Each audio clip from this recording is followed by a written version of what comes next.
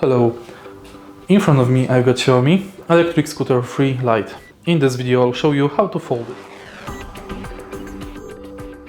In the beginning, turn off your scooter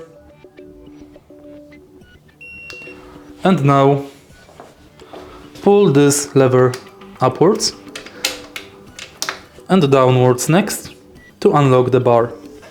Now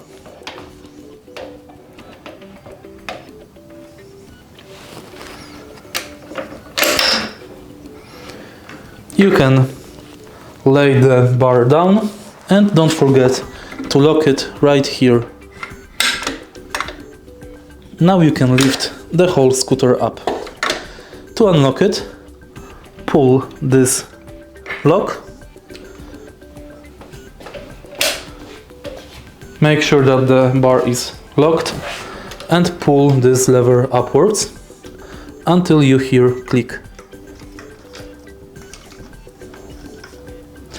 And it's done. If you find this video helpful, please leave like, comment and subscribe.